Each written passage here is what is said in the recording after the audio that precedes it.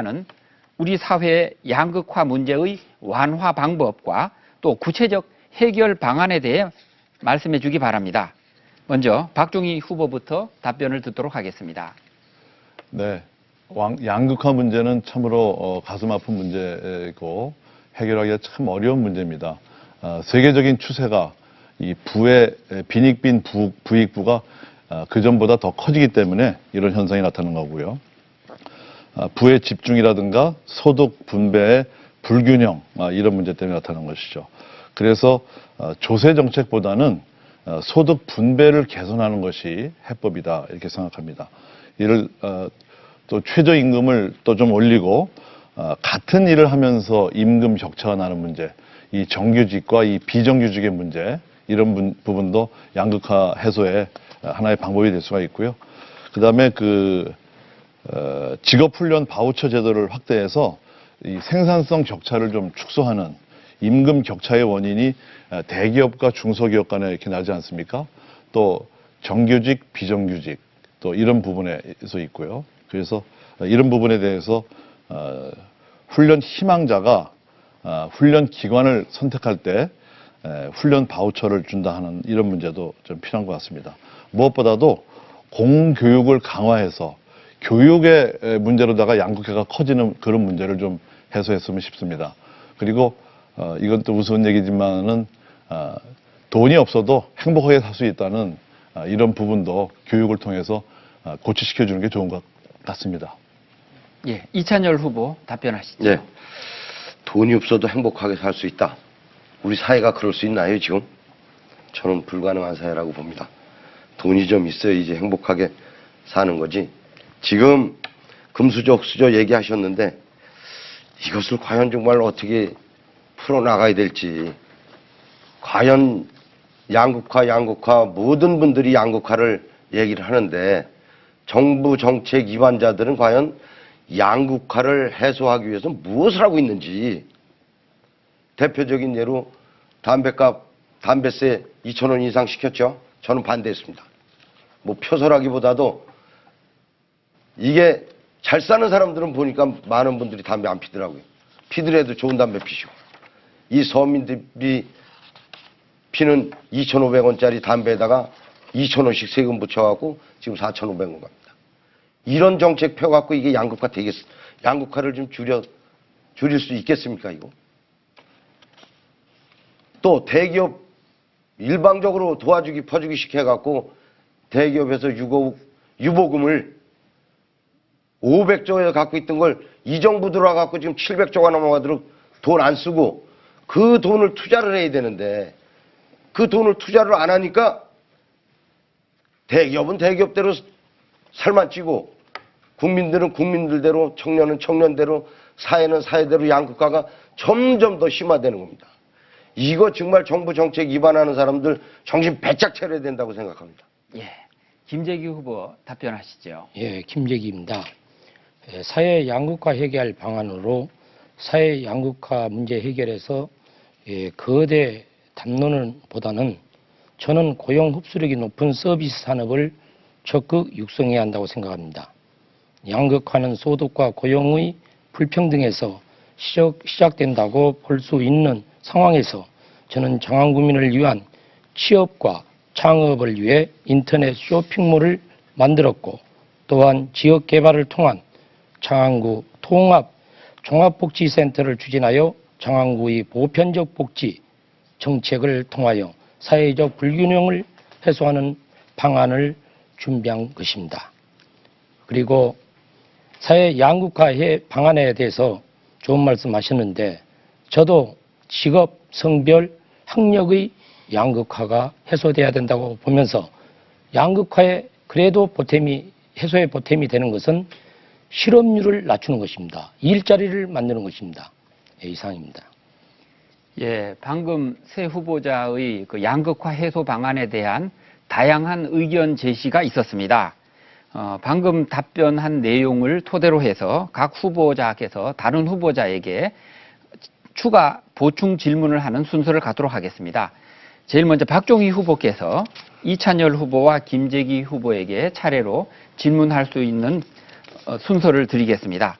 먼저 박종희 후보, 이찬열 후보에게 질문하시겠습니까? 네, 이찬열 후보께 묻겠습니다. 네.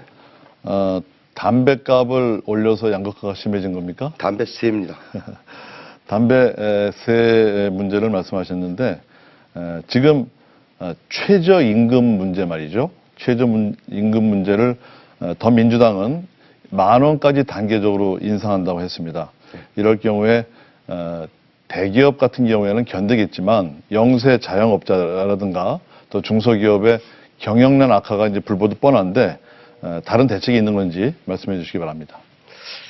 그런데 이게 새누리당 목표는 얼마인지 아시나요? 새누리당 목표를 제가 알기로는 9,000원입니다. 그러면 저희 당 목표는 10,000원이고 저희 당 목표가 더불어민주당 목표가 10,000원은 이건 이미 한참 된 목표입니다. 근데 이번 총선 공약이 새누리당 공약이 제가 9,000원으로 알고 있습니다.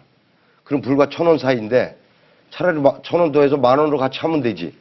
그 1,000원 갖고 그렇게 양극화가 해소가 될 수 있을까요? 아닙니다. 지금 최저임금이 6,030원이기 때문에 이것이 도시 근로자 생계비 월로 따지면은 한 128만 원 정도 되는데요. 이것을 시급을 민주당처럼 4,000원 올린다는 것은 굉장히 많이 올리는 겁니다. 그 부분에 대해서 제가 묻고 있는 것이고요. 예, 박종희 후보 시간이 다 됐습니다. 김재기 후보에게 질문하실 수 있는데요. 질문 시간 30초로 좀 한정해 주시기 바랍니다. 국민의당이 경제활력제고법에 대해서 우리 새누리당의 입장에 동조해서 찬성을 해주셨습니다.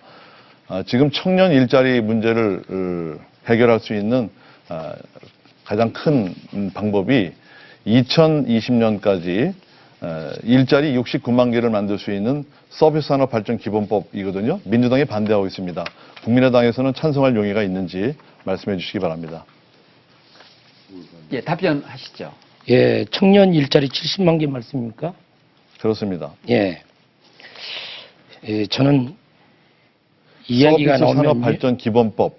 예. 이게 보면은 몇십 원이 필요할 사업처럼 보입니다. 우리나라 빚이 약 570조 원이라고 저는 알고 있고요. 예산 확보 어떻게 하실까 저는 걱정입니다. 그래서 저는 청년 일자리 70만 개 만드는데 찬성은 합니다만 좀 합리적인 정책 기획이 있어야 저는 된다고 보겠습니다. 예, 지금 사회 양극화 문제의 완화 방법, 구체적 해결 방안에 관한 주제를 다루고 있습니다. 이번엔 이찬열 후보께서 나머지 두 후보에게 질문하는 순서입니다. 먼저 박종희 후보에게 질문하시되 질문 시간 30초, 답변 시간 1분입니다. 이 극심해지는 사회 양극화를 참 우리 사회를 금수저와 흙수저, 즉 부와 가난의 대물림, 이게 더 공고해진 계급사회로 가고 있는 것 같습니다. 옛말처럼 개천에서 용이 날 수 있나? 용이 날 수 있다고 생각을 하시는지 모르겠습니다. 박근혜 정부의 경제민주화 정책이 제대로 작동되지 못했고 실패한 것을 나타냈다고 볼 수밖에 없습니다. 이에 대한 박 후보의 의견은 어떠십니까? 제가 아까 말씀드렸습니다만 이 양극화 문제는 우리나라만의 문제가 아니고 세계적인 추세고 이 경제 구조상의 문제입니다. 그래서 이것을 해결할 수 있는 방안은 공교육을 강화하는 것입니다. 어려운 사람들은 학원도 못 가고 그냥 아이들이 집에서 그냥 게임이나 하고 지내고 합니다. 그래서 공교육을 강화해서 이 신분 상승할 수 있는 사다리를 갖출 수 있는 기본적인 정부의 대책이 필요하다 이렇게 보고요.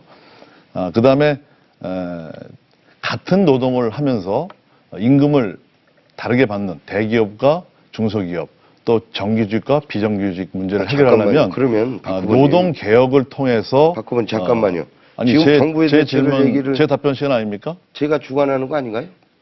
답변은 질문은 끝나고? 끝났고요. 이제 아이고 답변 미안합니다. 하십시오.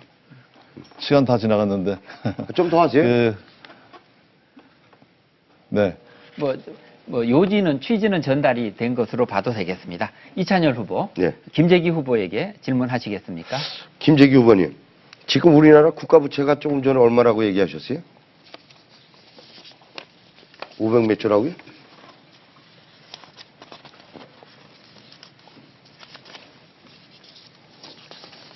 국가부채가 1200조가 넘습니다. 약 540조라고 제가 말한 것 같습니다. 지금 국가부채가 공식 집계가 작년에 1212조에서 메르스 추경 72조 해갖고 1284조가 국가부채입니다. 이 국가부채도 경제도 제대로 못 살리면서 계속 그러니까 질문의 늘어나요. 요점이 뭐죠? 한마디로. 네. 국가 부채를 줄이는 방법은 어떤 방법이 있겠습니까? 예, 국가 부채를 줄이는 방법에 대한 질문을 받았습니다. 예, 국가 부채는 정부가 첫째 살림을 잘해야 됩니다.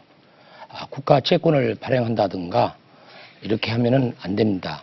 그래서 우리 국민 세금 예산을 효율적으로 잘 사용을 해야 된다고 저는 보겠습니다. 예.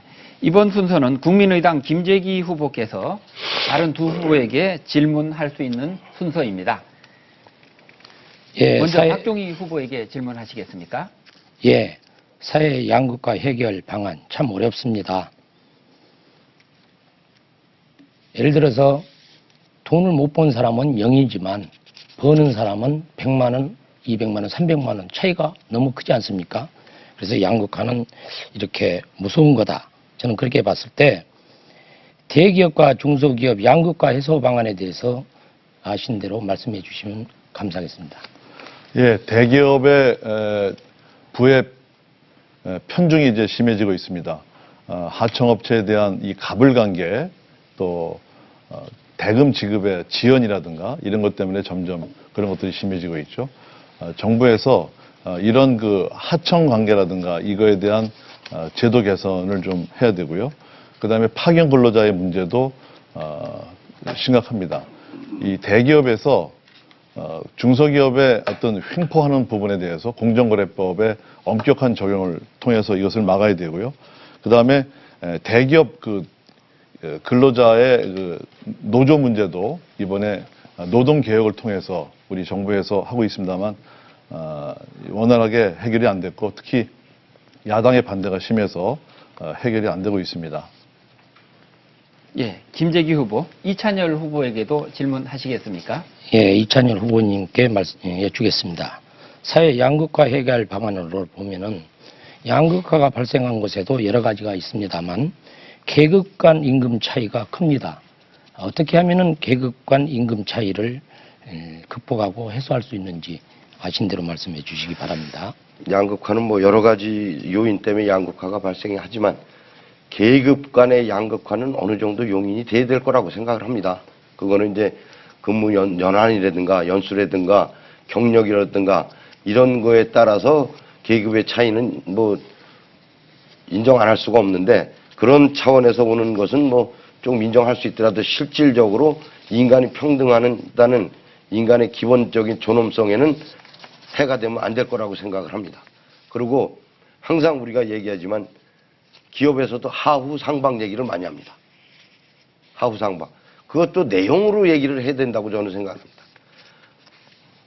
아래쪽은 두껍게 위쪽은 좀 얄팍하게 한다고 그러는데 많이 받는 사람들이 얄팍하게 해봐야 덜 받는 사람들이 두껍게 주는 것보다 항상 많게 돼 있습니다. 그래서 이것도 미사여구지 말만 하후 상박이지 실질적으로 양극화를 더 부추기는 게 되는 겁니다. 그래서 그런 차원에서 보면은 경제민주화가 빨리 추진돼야 된다고 생각합니다.